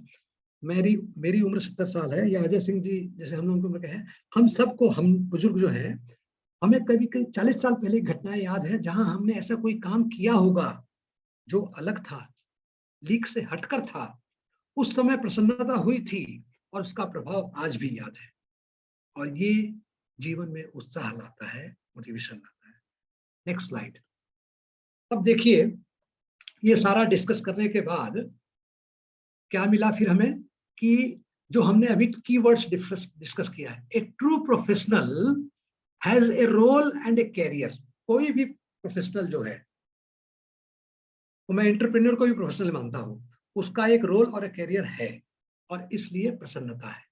ठीक है। अच्छा, एक बात और, मैं ये सारी बातें डिस्कस कर रहा हूँ, ये अभी भी सतह पर है, और हम लोग कभी इसमें से एक कीवर्ड लेके आगे भी डिस्कस कर सकते हैं, बट फिलहाल मैं इतना ही रोक के रखता हूँ अपने को। तो ये मेरा डिफिनेशन निकला उन कीवर्ड्स को समझने के बाद। अब जरा समझें हम कि एक अच्छा प्रोफेशनल कैसा होता है, ट्रू प्रोफेशनल कैसा होता है। एक हाथ खड़ा हुआ है आस्था जी का, तो जैसा हमें कहा गया है, तो आप लंच खत्म होने के बाद हम लोग डिस्कस करेंगे। एट्रीब्यूट्स ऑफ प्रोफेशनल क्या है? ऑब्जर्वेशन, अवलोकन, किसी चीज को ध्यान से समझने की कोशिश करना, इंटरेस्ट लेना बहुत जरूरी है। सेंसिटिविटी, आप सेंसिटिव बनिए, किसी चीज को देखते ही उसको, वो आपको लगे, कुछ दिल में महसूस हो, सेंसिटिविटी, उससे प्रभावित हो आप, किसी भूखे को देख करके आपके मन में दया आए, ऐसी भावना हो, और तभी आप बड़े काम कर सकते हैं। और जितने लोगों की जीवनी पढ़ेंगे आप पाएंगे कि एक अच्छे प्रोफेशनल्स जो थे वो अलग होते हैं। एम्पैथी, उस तरह जीना, किसी को, आपके सामने किसी को चोट लग गई तो ऐसा महसूस होना कि आपको चोट लग गई हो। दया आना अलग बात होती है, दया नहीं, आपको भी वैसा ही चोट लगना, महसूस होना, वो एम्पैथी होता है, उसकी तरह जीना। ठीक है। ऑलवेज ए लर्नर, हमेशा सीखना। मैंने आज सीखा है ना, जूम पे शेयर स्क्रीन करना, आज मैंने सीखा, रोज सीखना। और मैं ये मानता हूं कि जब तक मेरे शरीर, और शरीर से ज्यादा मन स्वस्थ है, तब तक मैं सीखता रहूंगा। इन्वॉल्वमेंट, घुसना उसके अंदर, डीप जाना, किसी भी समस्या को समझने के लिए उसके अंदर घुसना। पेनफुल, तकलीफ उठाना, अपने अनुभव पेनफुल होंगे, लेकिन उससे निकलना। लॉन्ग टर्म फोकस, दूर दृष्टि रखना, मुझे क्या करना है, मेरा मिशन क्या है, मेरा रोल क्या है जीवन में। धूल, धूप, धक्का, ये इस धूल धूप धक्का नाम की किताब भी है, इसलिए मैंने 3 नाम लिखे, लेकिन ये मैं इसको पसंद करता हूं। जिसने धूल फाकी हो, धूप में पसीने बहाए हो, और भीड़ में धक्के खाए हो, वो प्रोफेशनल होता है। टीम मैन, सबको सबको साथ लेके चलने वाला हो, टीम मैन हो। और एबव ऑल एंटरप्राइजिंग हो, किसी भी मुश्किल में काम जो है उसको करने का इरादा रखता हो। एंड हैज एंटरप्रेन्योरियल स्किल्स, और एक एंटरप्रेन्योर की स्किल हो, बिजनेसमैन की स्किल हो उसके पास। तो भैया इतने प्रोफेशनल, इतने एट्रीब्यूट किसमें होते हैं? तो मैं तो हमेशा अपनी माँ को याद करता हूँ, और मेरी माँ तो अब नहीं है, मैं खुद ही इस उम्र का हो रहा हूँ, लेकिन मैं जब भी कहीं याद करता हूँ तो कहता हूँ कि अगर मेरी माँ जो है वो कोई डिग्री हासिल की हुई होती, और उसको कोई संपत्ति मिली होती, तो वो आज किसी कंपनी की सीईओ तो जरूर होती। और ये किसी भी माँ के लिए लागू होता है, क्योंकि हर माँ ऐसा ही करती है। हाँ, अब एक मेरी छोटी सी कविता है, मैं कविताएं भी लिखता हूँ, और ये इसी से संबंधित है। कुछ करना हो यदि मुश्किल, डिफिकल्टी, चुनौती, चैलेंज हो अपार, पर मौका, अपॉर्चुनिटी भी खूब है ले जाने को उस पार। यही है आविष्कार, यही है आविष्कार। आई होप ये क्लियर हुआ होगा। अब मैं, इंटरप्रेन्योरशिप आप लोग समझ गए ना? सो इंटरप्रेन्योरशिप की डिफिनेशन में नहीं पढ़ रहा हूं, अब आगे मैं रेमेडी बता रहा हूं, सजेशन। यूथ जो है उनके लिए और पेरेंट्स के लिए भी। जो यूथ है उनके लिए है अपना एक तो इंटरेस्ट, किसमें इंटरेस्ट है ये जरूर जानो, और इंटरेस्ट का मतलब मैंने समझा दिया था, उस पे जरूर आगे बढ़ो। कोई रोके टोके तो उससे डिस्कस करके आगे बढ़ो, माँ बाप घर में रोके तो उनसे डिस्कस करो जरूर, लेकिन उस पे जरूर काम करो, क्योंकि जिस पे इंटरेस्ट होगा उसमें मजा आएगा। It is very good if it is part of your study. और अगर वो इंटरेस्ट वाली चीज आपकी पढ़ाई में हो तब तो बहुत अच्छी बात है, क्योंकि उससे उससे अच्छी कोई बात हो नहीं सकती। लेकिन अगर वो नहीं भी है तो भी कोई बात नहीं। मैंने उदाहरण दोनों दे दिए थे। अब्दुल कलाम आजाद बीड़ा बजाते थे। मैं साइंटिस्ट हूँ, साइंटिस्ट था, गवर्नमेंट जॉब में, इंडस्ट्री में था, मैं कविताएं लिखता हूँ, मेरे आर्टिकल प्रकाशित जब स्टूडेंट था तब भी होते थे, लिखता था मैं। तो कोई ना कोई पैशन होता है, और धीरे धीरे वो कैरियर में भी चला जाता है, अगर वहां कंपटीशन नहीं मिला तो, या उसमें आगे बढ़ गए तो। सेकंड पॉइंट है स्टूडेंट्स के लिए, इफ यू हैव नॉलेज, अगर स्किल है या नॉलेज उस सब्जेक्ट में है, उसमें डीप जाओ। तुरंत उस पर कूदना नहीं चाहिए कि मेरे को आ गया। नो, डीप जाए। डीप जाने से क्या होगा, आपको जब अनुभव होगा तो आप व्यापक बनेंगे, आप और गहरे जाएंगे। और जिनको आप अच्छे टीचर कहते हैं ना, जिनको आप अच्छे लीडर कहते हैं, वो सब गो डीप में थे, डीप गए थे। समुद्र की तलहटी में जा करके वहां से मोती खोज के लाए, तब जाकर के वो ऊपर उठ पाए।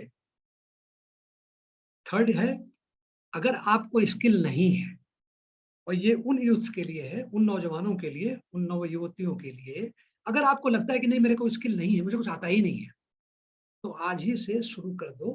कोई प्रोजेक्ट एक छोटा सा ले लें, कोई प्रॉब्लम, और उस पर प्रैक्टिस शुरू करें। और वहां मैं व्यक्तिगत रूप से, अगर इसीलिए मैंने फोन नंबर दिया है, क्योंकि मैं काउंसलिंग करता हूं और कई जगह कंपटीशन में जाता हूं, तो बच्चे स्पेसिफिक प्रश्न पूछते हैं, बहुत खास किस्म के, जो कि वेबिनार में नहीं हो सकता, क्योंकि वेबिनार जनरल लोगों के लिए होता है। तो उसमें कोशिश करता हूं कि उनको संतुष्टि हो। और if without skills, train your self with project या इंटर्नशिप, और आजकल हर जगह इंटर्नशिप है। Develop working knowledge with attitude and attribute. अपना एटीट्यूड आपका डेवलप होगा, एट्रीब्यूट डेवलप होगा, आप निगेटिव नहीं सोचेंगे, आप कंप्लेनिंग नहीं बनेंगे, और फिर आप धीरे धीरे ग्रो करेंगे। पेरेंट्स के लिए क्या सजेशन है भाई? मैं पेरेंट्स को ये कहता हूँ, हालांकि ये किसी बहुत बड़े दार्शनिक का एक कथन था, लेकिन मैं ये तो शॉर्ट में लिखा, आपका जो बच्चा है, your child is an arrow launched in the world through you. आपका जो बच्चा है वह भगवान द्वारा इस संसार में आपके थ्रू भेजा गया है। तो उस एरो को तो अपनी जगह जाना है ना। आप उस पर अधिकार जमा करके, हाँ, उसको अपना आज्ञाकारी पुत्र बना करके या पुत्री बना करके, हाँ, ना सोच करके ऐसे सोचिए कि उसको डेवलप होना है एक इंडिविजुअल के रूप में इस संसार में, जैसे आप डेवलप हुए हैं। पेरेंट्स को कह रहा हूं, जैसे आप डेवलप हुए हैं, कैसे कैसे इंडिविजुअल के रूप में उसको डेवलप होना है, जिसके पास सांस हो। सांस वो वाले सांस नहीं जो हम सांस ले रहे हैं, हालांकि आप इससे रिलेट कर सकते हैं। सांस कैसा हो? स्किल, एस से स्किल, दक्षता हो। ए से एटीट्यूड, एटीट्यूड का मतलब दृष्टिकोण, एट्रीब्यूट गुण, नेचुरल, ट्रूथफुल, नेचुरल मतलब प्राकृतिक, बनावटी ना हो, एंड स्ट्रेंथ, शक्तिशाली। और यहीं पर मुझे ध्यान आया सांस पे, एक छोटी सी कहानी है। कितना टाइम हो गया? 7:21, हाँ अभी है। छोटी सी कहानी है कि एक बार एक स्वप्न सुंदरी थी, भगवान शंकर की बेटी थी। गणेश जी और कार्तिकेय जी दो पुत्र थे, और स्वप्न सुंदरी या अशोक सुंदरी थी जो पुत्री थी, मेरा नाम ध्यान नहीं आ रहा है। उनका विवाह हो रहा था, तो पार्वती जी ने उनको धन धान्य, ससुराल जब जा रही थी धन धान्य सब दिया। फिर भगवान शंकर से कहा कि इस सब कुछ तो हमने दे दिया, आपने आशीर्वाद नहीं दिया इनको, अशोक सुंदरी को। तो भगवान शंकर ने कहा, वो मैं सुन रहा था कहीं, उन्होंने कहा कि ऐसे तो ये मेरे साथ रही हैं तो इनको आशीर्वाद मिला है, लेकिन फिर भी आप कहती हैं तो एक आशीर्वाद देता हूं कि इतनी शक्तिशाली बनो कि किसी भी परिस्थिति में धैर्यवान, स्वस्थ और प्रसन्न रहो। देखिए, उन्होंने ये नहीं कहा कि तुमको बहुत सफल हो या ये मिल जाए, वो मिल जाए, कुछ नहीं। जैसे आजकल पेरेंट्स देते हैं ना, क्या कई लोग देते हैं, इतनी शक्तिशाली बनो कि हर परिस्थिति में, हर परिस्थिति क्यों कहा? क्योंकि समय का चक्र है, वो जो जो नीचे स्पोक है वो ऊपर आएगा ही आएगा।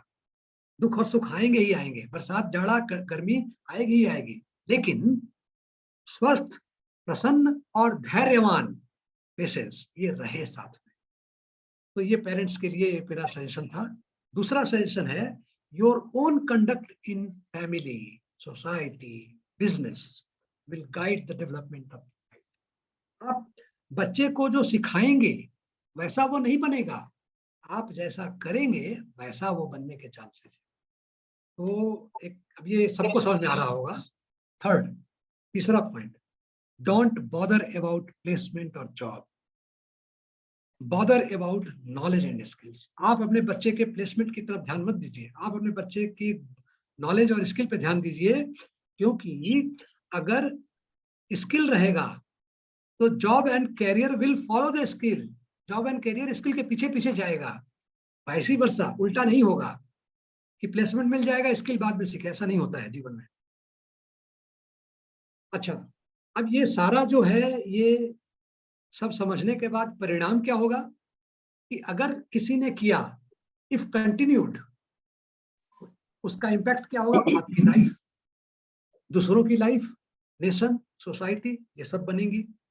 और अगर आप ऐसा नहीं कर पाए पूरा, शुरू तो कर दिया लेकिन पूरा नहीं कर पाए, तो भी ये अनुभव आपको काम देगा, क्योंकि इस अनुभव के कारण, जैसे मैं बिजनेस करने चला लेकिन मैं बिजनेस नहीं कर पाया, लेकिन आज मैं मेंटर हूं स्टार्टअप के लिए, तो असफल कुछ नहीं होता, केवल ये होता है कि वो प्रयास कहीं और काम आ जाता है।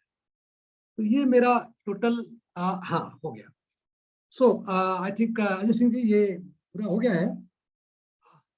सर बहुत बढ़िया आपने एक्सप्रेशन दिया। I am really really thankful to you अच्छा सर, धन्यवाद। तो मुझे पता नहीं था कि such इतना a हुआ। wonderful explanation and I am really really mesmerized। अच्छा और अब मैं इस सेशन को बच्चों के लिए ओपन कर रहा हूं। जी, जो लोग भी अपने कोई प्रश्न हो, हाँ, अपना स्क्रीन ऑन कर लें and they can come and ask the question from sir. अभी भी पूछ सकते हैं और बाद में भी पूछ सकते हैं। हाँ हाँ हाँ हाँ, ये प्रेजेंटेशन जो है वो वेबसाइट पे, ये यूट्यूब पे डाल दी जाएगी, आप जी, लोग इसको रिपीट देख सकते हैं। और रिपीट देखने के बाद भी आपके मन में कोई सवाल हो तो सर ने अपना नंबर दिया है, नहीं तो हमारा नंबर है। हाँ, आप बिल्कुल बिल्कुल, नंबर पर मैं प्रेफर करूंगा व्हाट्सअप करें, एकदम कॉल ना करें, क्योंकि कई बारी कॉल लेने में कई दिक्कत आती है जी जी, और समझ में भी नहीं आता who is asking and what is asking. हाँ, तो मेरा उसमें सुझाव ये है कि अपना उसको नंबर व्हाट्सएप में ऐड कर ले, अपनी बात बताएं, ताकि जो रिस्पॉन्ड करने वाला आदमी वो समझ सके कि what is the reference contact. तो ये है। तो कुछ लोग अगर सवाल पूछना चाहते हैं तो अपने पास अभी 5-7 मिनट का टाइम है एंड आप अपना वीडियो खोल लें और सवाल पूछ सकते हैं। वैसे हेलो ये सर। आपने अच्छा सुझाव दिया। आपके माध्यम से पूछेंगे तो क्या होगा कि अगर एक ग्रुप बन जाएगा तो उनको अलग से भी कुछ डिस्कस कर सकते हैं। नहीं, हम बना देंगे, ग्रुप बनता है हमारा हर बार के उसका, तो उस ग्रुप में आपको ऐड करेंगे हम। जी जी, और बच्चों को भी एनकरेज करते हैं कि एक्चुअली सवाल पूछना आना चाहिए, जिज्ञासा मन में होनी चाहिए। ये एक बड़ी कहना चाहिए एक तरीके के, ये रुक गया है। हाँ, इनफैक्ट आर्ट ऑफ क्वेश्चनिंग एक अलग विषय है, आर्ट ऑफ हाँ, questioning, art of how to questioning. Ask good questions. और जिज्ञासा नहीं हो रही है, इसका मतलब ये है कि जो वाइब्रेशन चाहिए वो नहीं है दिमाग वही में। भाई भाई भाई भाई हाँ, भाई भाई क्यों नहीं पूछ रहे हैं, तो बार बार ये पूछो। सवाल आना चाहिए। गीता जी कुछ पूछना चाह रही हैं? मैं पूछना नहीं चाह रही, सर ने इतने सुंदर तरीके से कैरियर, रोल और हैप्पीनेस को इतनी गहराई से बताया कि एक एक चीज बिल्कुल स्पष्ट है कि उसका जो स्टूडेंट है, जो कैरियर सीख कर रहा है, उसका क्या रोल है। वो पहले अपने अंदर किन क्षमताओं को का विकास करे, पहले खुद को तो पहचाने कि उसकी अपनी एप्टीट्यूड किस में है, मतलब क्या बनना चाहता है, क्योंकि अभी हमें यही नहीं पता। बच्चे एडमिशन लेने आते हैं कहते हैं क्या बनोगे? सर मेरे साथ भी मेरे बच्चों का ये हुआ कि आप बेटा जैसे ही 11th में आया तो बोला कि आप पापा मैथमेटिक्स के हैं तो आप इंजीनियर बनो। तो मेरा उसमें बच्चे ने चुपके से 11th में आते आते फिरजी से कोचिंग करते करते मुझे चुपके से कहा कि देखो मम्मी, मैं ना, मुझे फोर्स बहुत पसंद है, मैं अच्छा, आर्मी ऑफिसर बनना चाहता हूँ। ओह वेरी गुड, अच्छा।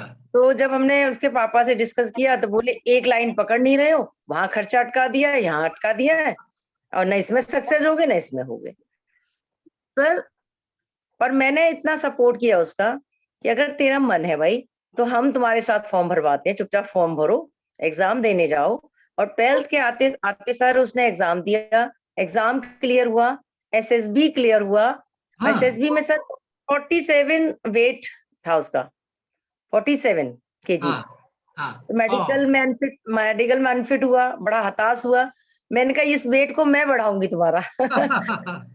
तो सर सोचिए ऐसी ऐसी चीजें, नॉनवेज नहीं खाता है, वैसी चीजें खा खा के उसको मैंने सही सा किया, वेट बढ़ाया।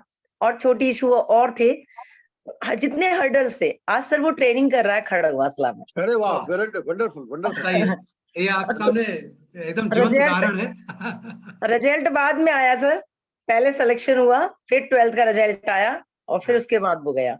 अब ऐसे ही सर हमने बेटी के लिए कह दिया भी, हाँ, वो कह रही नीट करना है मुझे। मैं सभी बच्चों की सर मैं पूछती हूँ अपने स्टूडेंट से ना हाँ, कि तुमने साइकोलॉजी ली तो क्यों ली, क्या हाँ, हाँ, करूंगी? हाँ, तो मैम हमें, कुछ बच्चे तो ऐसे होते हैं, हमें तो दे दी बस, हमें ना समझ में आती मैडम, हमें ना समझ में आती, ऐसे वाले भी हैं सर। हाँ, हाँ, जब वो पढ़ते हैं धीरे धीरे इंटरेस्ट आता है ना तो कहते हैं ये तो बड़ा मजेदार विषय है। हाँ, तो सर आपने इतना सुंदर तरीके से बताया, और मुझे लगा कि ये 2 लाइनें बहुत, आप जो कह रहे हैं कि लोग बच्चों को सार्थक प्रयास करना चाहिए। ये आसमां छिन गया तो क्या, ये आसमां छिन गया तो क्या, नया ढूंढ लेंगे, हम वो परिंदे नहीं हैं जो उड़ना छोड़ देंगे। Wonderful, excellent. इसलिए सर हमें अपने प्रयास बच्चों से भी हैं, आपने इतना सुंदर बताया है। और सर ऐसी वेबिनार्स लाते रहते हैं तो मैं बराबर जुड़ती हूँ, कोशिश करती हूँ। और बहुत सुंदर सर। धन्यवाद, बहुत बढ़िया। बहुत बहुत धन्यवाद आपका। कोई और अपनी सर कोई राय देना चाहे, कोई बात करना चाहे? Good evening sir. हाँ, गुड इवनिंग। हाँ, अवंतिका, हाँ बोलिए। Yes sir. सर जैसे आपने बताया ना कि हैप्पीनेस हैप्पीनेस कब हमें मिलती है, तो आपने जो चीज बताई वो चीज मुझे समझ में आई कि जैसे हम पढ़ाते हैं हाँ, तो पढ़ाते हैं, फेस स्टूडेंट्स का देखते रहते हैं, अगर कोई चीज समझ में आ जाए तो उनका फेस का एक्सप्रेशन तुरंत चेंज हो जाता है, तो वो सपोर्टिव एक्सप्रेशन उनका बन जाता है। ओह तो उस यस, पॉइंट है कि दैट इज द पॉइंट जहाँ पे कि हमने गेन कर लिया कुछ, तो वहां खुशी मिलती है। और जब तक वो मुंह बना के बैठे रहेंगे तो इसका मतलब नहीं समझ में आया, तो हमें उसका आउटपुट नहीं मिला। तो फिर जब हमें घर पे जाके या पेरेंट्स से सुनने को मिलता है नहीं ये टीचर बहुत अच्छा पढ़ाते हैं, इनका बच्चों को समझ में आता है, फिर हाँ। बच्चे अपने किसी प्रोग्राम में इनवाइट करते हैं तो वो आउटपुट आता है, तो वो हैप्पीनेस होता है। आपके थ्रू मुझे ये चीज समझ में आई। तो एक चीज मैं पूछना चाहूंगी कि जैसे मैंने पढ़ाया, बच्चों को समझ में आया, तो हमें वो आउटपुट दे रहे हैं, ठीक है, एक ये वर्क हो गया, यहाँ मुझे हैप्पीनेस। अभी मैं क्राफ्टिंग करती हूँ, तो मैंने तरह तरीके की चीजें बनाई, अपने माइंड को यूज किया, न्यू आइडियाज, तो उससे भी मुझे आउटपुट मिला, तो उसमें भी हैप्पीनेस है। मैं कोई अपने एनजीओ का काम, अपनी सोशल वर्क का काम कर रही हूँ, तो वहां से मुझे आउटपुट, मेरे एनएसएस से मुझे आउटपुट मिल रहा है, तो हर चीज में हैप्पीनेस। तो क्या एक से ज्यादा चीजों में इंटरेस्ट हो सकता है? यस, हो सकता है, बिल्कुल हो सकता है। आपको देखिए, एक तो होता है गृहस्थी के लिए कैरियर। तो गृहस्थी के लिए कैरियर का मतलब कि जहाँ, क्योंकि धन तो कमाना ही है, हम इस समाज में रह रहे हैं, जीवन में रह रहे हैं, तो जिसमें बड़ा धन आ रहा है वो तो कैरियर से रिलेटेड हो गया, ठीक है। बाकी जो है पढ़ाना। वो एक, हाँ जो भी अगर पढ़ाना है तो, क्योंकि मैं ऐसे लोग जानता हूं जो कि एक नौकरी बड़ी कर रहे हैं लेकिन कुकिंग बहुत अच्छी करते हैं। हाँ। तो वो फिर कुकिंग का पैशन है और एंजॉय करते हैं वो। मैं लिखना मेरा करियर नहीं बना, लेकिन लिखने के कारण क्या हुआ कि क्रिएटिविटी मेरे साथ रही। तो आप जो काम कर रही हैं दो एक्स्ट्रा, वो आपकी क्रिएटिविटी को बढ़ा रहा है, जो कि पढ़ाने में सहयोग भी दे रहा है। जी सर। तो ऐसा होता है कि जैसे मैं पढ़ाती हूँ और अगर साथ में ये सब वर्कशॉप या फिर सोशल वर्किंग का वर्क कर रही हूँ तो लोग कहते हैं, घर में पेरेंट्स से कहते हैं कि या तो पढ़ लो या तो पढ़ा लो या फिर ये सब क्या है ये सब। तो इसमें मेरा इंटरेस्ट है, इसमें मुझे मजा आ रहा है, लेकिन मेरा वर्क कुछ और है, उस पर भी मेरा फोकस है कि अपने मजे के लिए मुझे इसमें अच्छा लगता है।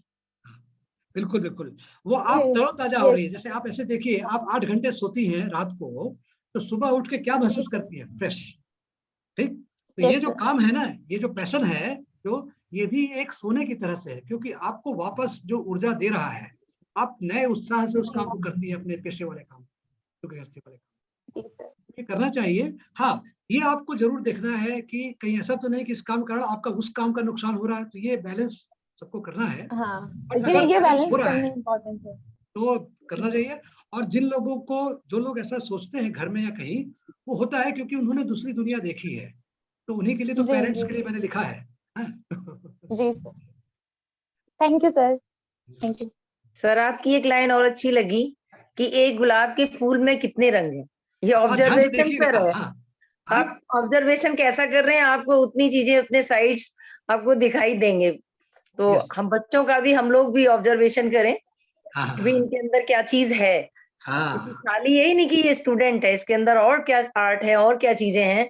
ये yes. ऑब्जर्वेशन का दायरा हमको बढ़ाना होगा, ये हमने आज सीखा सर। और बिल्कुल, बहुत बढ़िया, बहुत बढ़िया, बहुत बढ़िया। और कोई पार्टिसिपेंट अगर हाँ। अपनी कोई बात कहना चाहे? आस्था लिख रही हैं, सर मेरा पैशन मिनी ब्लॉग बनाना है, सर ये मेरी हैप्पीनेस है।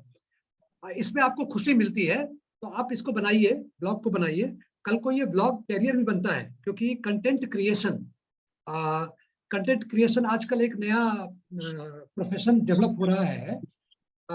जैसे जो लोग जैसे मार्केटिंग कंपनियां, मार्केटिंग के लिए लोग खोजती हैं कि वेबसाइट पे पूरा आर्टिकल लिखना है कंपनी के बारे में, तो कंपनी के बारे में जो कंपनी के मालिक के पास टाइम नहीं है, तो वो खोजता है ऐसे व्यक्ति को जो कि लिखना आता है उसको, कंटेंट क्रिएटर। तो ब्लॉग लिखने वाले को अगर लिखना आता है तो इसको डेवलप कीजिए, ये एक्सपर्टीज खुद काम आएगी। 5 फरवरी को सर मैंने एक वेबिनार किया था ई एंटरप्रेन्योरशिप पर। हाँ हाँ, इसमें आ जाएगा ये, बिल्कुल ये उसका हिस्सा है। हाँ। और अगर आप कोई भी काम इस तरीके का कर सकते हैं तो सर्टेनली आपको उससे पैसे मिलने के भी चांसेस हैं Yes, और yes, yes. कैरियर भी बन सकता है, दोनों चीजें हैं। और आपको Right. खुशी मिलेगी तो आप उस काम को बहुत अच्छा कर। सर आपने एक बात बहुत अच्छी करी कि जो लोग पूछते हैं क्या बनना है, क्या बनना है, ये पूछने के बजाय ये पूछना चाहिए क्या करना है। Yes. क्या करना है, अगर ये करना वाली बात आ जाए तो बनना तो अपने आप हो जाएगा। अपना हो जाएगा। हाँ, हाँ, मतलब अगर कोई आदमी कहे मुझे पढ़ाना है, हाँ, तो पढ़ाना है, पढ़ाने में उसका पैशन है और पढ़ाना अगर वो शुरू करेगा तो टीचर तो वो अपने आप हो जाएगा। जी हम क्या जी कहते हैं कि क्या बनना है, नहीं हमें टीचर बनना है।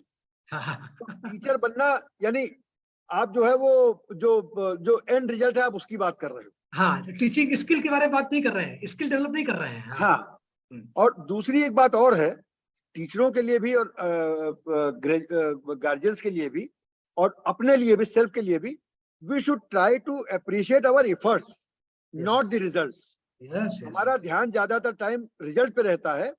रिजल्ट अच्छा है क्योंकि आपने जैसे आपने बात बताई कि मान लीजिए आप कोई पत्थर तोड़ रहे हैं, आपने 19 हथौड़े मारे और पत्थर नहीं टूटा, 20वें हथौड़े पे टूटा। इसका मतलब ये नहीं है कि वो 19 हथौड़े आपके बेकार गए, वो 20वां हथौड़ा जब पड़ेगा तब पत्थर टूटा। इसका मतलब ये नहीं कि आपने 19 हथौड़े आपके बेकार हैं। अगर वो 19 नहीं पड़ते तो वो 20वां भी नहीं आपका काम आता। तो रिजल्ट तो आएगा आपका 20वीं बार में, पर आपको अप्रिशिएट, पहला हथौड़ा मारा वो भी एफर्ट है, उसको भी अप्रिशिएट करना है, दूसरा, तीसरा, और आपको 19 बार एफर्ट करेंगे तब आपको 20वें में रिजल्ट मिलेगा। तो हमें जरा ये थोड़ी सी कुछ चीजें जो जहां पर गलती हो रही है उन गलतियों को भी समझने की जरूरत है कि हम कहाँ कहाँ गलती कर रहे हैं। और कई बारी क्या होता है कि हमें लगता है अरे बस अब तो this is the end of the game. तो गेम एंड नहीं होता है, बहुत सारी चीजें फिर भी चलती रहती हैं। मतलब APJ अब्दुल कलाम या और किसी भी, बहुत सारे लोगों की जो जीवनी है उसमें यह है कि वो आपका सिलेक्शन इसमें नहीं हुआ तो दुनिया खत्म नहीं हो गई। हो सकता है ईश्वर ने आपको किसी बड़े पर्पस के लिए बनाया तो आप वहां पर जाकर के सक्सेसफुल हो। तो ये भी एक बात जो है, ये कॉन्फिडेंस हो अगर आदमी को कि मैं जो कर रहा हूं वो मेरा मेरी प्रतिज्ञा है, मेरा व्रत है, मैं इसको, ये चैलेंज है, मैं इसको अचीव करूंगा, तो फिर शायद बात ज्यादा अच्छी बनती है, बजाय इसके कि अच्छा माता पिता का भी क्या है, तुम कुछ नहीं कर सकते, तुम किसी लायक नहीं हो। ये जो बातें कहने का जो एक रिवाज है ना, ये रिवाज भी खत्म होना चाहिए थोड़ा, कि भाई तुम कुछ कर सकते हो, क्योंकि हर आदमी कुछ ना कुछ करने के लिए ही आया है। बिना पर्पस के कोई इस दुनिया में पैदा ही नहीं होता है। आदमी तो छोड़ दीजिए, वनस्पति भी इस दुनिया में बिना किसी पर्पस के नहीं है। अब उसका प्रयोग हम जानते हैं नहीं जानते वो अलग बात है, लेकिन जो भी चीज है इस दुनिया में, ईश्वर ने कोई चीज बिना वजह नहीं। मैं एक दिन, मेरे घर में मच्छर बहुत आ जाते हैं, मेरे घर के सामने ग्रीनरी है, तो एक दिन मुझे बड़ी गुस्सा लग रही थी, मैंने कहा यार भगवान ने मच्छर क्यों बनाए, आखिरकार मच्छर ना बना दे तो भी तो दुनिया चलती रहती ना। मतलब इतना इरिटेशन हो रहा था। मैंने कहीं पढ़ा था मच्छर से कैंसर की दवाई बनती है। मतलब उस दिन मुझे पता लगा कि भगवान ने मच्छर भी बनाया है, तो ठीक है हमें कष्ट दे रहा है कोई बात नहीं, लेकिन उससे कैंसर की दवाई भी बन रही है। तो मतलब पर्पस समझ में आ गया कि मच्छर जैसी यूजलेस चीज, उसका भी कोई ना कोई पर्पस है, ये मुझे समझ में आया। आप बताइए, मतलब अदरवाइज लगता था मच्छर जो है खाम खाम में काटे जा रहा है, डिस्टर्ब कर रहा है, परेशान कर रहा है, और अगर भगवान ना मच्छर बना दे तो क्या हो जाता। मतलब दुनिया में लाखों चीजें बनी है, मच्छर ना भी बनाओ। तो उस दिन ये मुझे समझ में आया कि नहीं, मच्छर भी बना है तो उसका पर्पस है, और भी होंगे पर्पस। एक पर्पस जो मेरे सामने आया कि मच्छर से कैंसर की दवाई बनाई गई, तो मुझे लगा कि यार नहीं, ये मतलब ईश्वर की बनाई हुई कोई भी चीज जो है उसको हमें सम्मान करना है। तो अपने बच्चा है, अपने बच्चे हैं, स्टूडेंट्स हैं, तो उनका तो डेफिनेटली सम्मान करना है। केवल बात इतनी है कि हमें उनकी प्रतिभा हम कैसे ढूंढ निकालें, कैसे उनको हेल्प करें उनकी प्रतिभा ग्रो करने में। अगर ये काम हम कर पाए तो एक सही में रियल टीचर का हमारा जो काम है वो है। मतलब एक उसको ऐसे कहना चाहिए कि बच्चा बर्तन की तरह है, उसके ऊपर गंदगी जमी हुई है, टीचर का काम है उसको मांज करके उसकी चमक को निकाल देना। जी जी जी। तो अगर ये काम कर पाए तो वो फिर he will be the real teacher. चलिए सर, ये थैंक यू सब सो मच। माँ बाप को भी ना पहले से उसके भविष्य का निर्धारक नहीं होना चाहिए कि आप ये करोगे। एक लाइन सर मुझे अक्सर याद आ जाती है, मुर्गी क्या जाने अंडे का क्या होगा, लाइफ मिलेगी या तवे पे फ्राई होगा। तो इसलिए धीरे धीरे वक्त जब आएगा अपने आप, और बस उसकी उस चीज को पहचानना है, टीचर को भी परिवार को भी, तो निश्चित रूप से उसकी कैरियर चूज करने में सफलता मिलेगी सर। क्योंकि हम ना गाइडेंस नहीं कर पाते, काउंसलिंग से हमें शर्म लगती है। अरे ये भी कोई चीज है कि बच्चे की वोकेशनल इंटरेस्ट को देखना है या सब्जेक्ट इंटरेस्ट को देखना है, ये कहाँ से मापा जा सकता है, इसका मेजर कहाँ से हो सकता है। बट हो सकता है अगर थोड़ा सा एफर्ट करेंगे और मनोविज्ञान से जुड़े हुए लोग हैं उनका सहारा लेंगे तो निश्चित रूप से हम सफल होंगे। थैंक यू सर, बहुत चलिए, अच्छा लगा, थैंक यू बहुत सर, सीखने थैंक को। You so much. बहुत बहुत धन्यवाद आपका, आपने समय दिया। हम लोग फिर मौका ढूंढेंगे आपको दोबारा याद करने का। Thank you sir, thank you. Feedback form आएगा वो जरूर सबको फिल कर दोबारा दीजिए। सुनेंगे हम। जी जी जरूर जरूर। फीडबैक फॉर्म फिल कर दीजिएगा, ग्रुप में आएगा। Thank you sir. Thank you. Feedback form group में आएगा अभी, थैंक यू उसको सर। फीडबैक लेने के लिए। सर नमस्कार। नमस्कार नमस्कार नमस्कार। बंद करते हैं। हाँ हाँ ठीक है सर, ओके।